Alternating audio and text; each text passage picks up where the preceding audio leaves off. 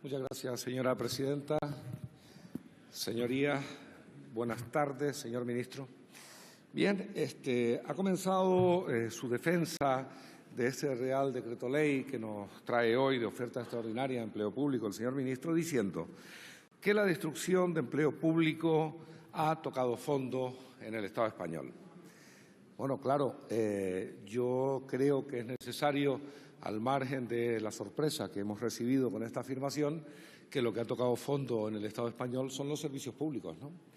Han tocado fondo porque la política que ustedes han venido desarrollando es una política de castigo durísimo al empleo público, lo cual repercute, evidentemente, en el deterioro de la calidad en la prestación de servicios públicos, lo cual repercute, evidentemente, en la disminución de los derechos de los ciudadanos a la hora de acceder a los servicios públicos esenciales.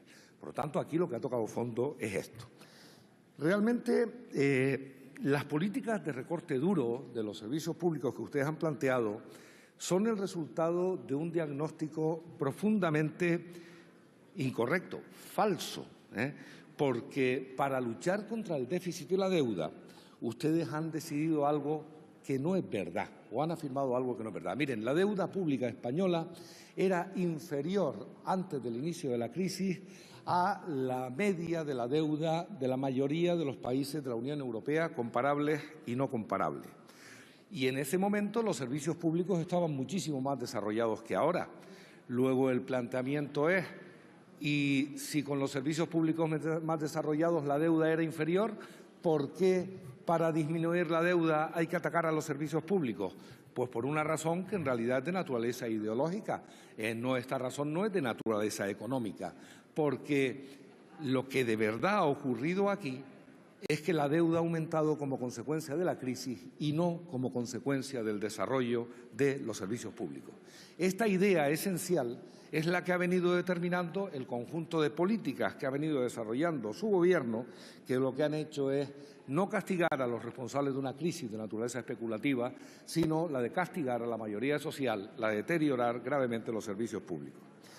De forma que el ejemplo, la resultante de estas políticas ha sido que lo que ha disminuido gravemente es la calidad de los servicios públicos, sobre todo para las personas que peor lo están pasando, como se acredita día a día en todos los indicadores que se quieran analizar, incluidas las encuestas realizadas con seriedad. Parece ser, sin embargo, que las elecciones europeas algún beneficio parece que van a tener en este caso, que es que, digamos, que usted anuncia el final de la destrucción del empleo público y también anuncia que va a ser una oferta extraordinaria de empleo público que le diré en lo que consiste.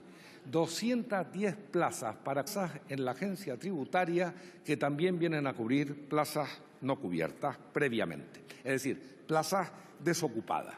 Por lo tanto, ustedes no están creando nada, ustedes están empezando a recuperar algo que demuestra que se demuestra clarísimo. No es posible continuar deteriorando de esta manera el funcionamiento de ciertos servicios públicos. Claro, no deja de ser llamativo el énfasis con el que ha defendido el señor ministro la necesidad de incrementar los recursos de la agencia tributaria.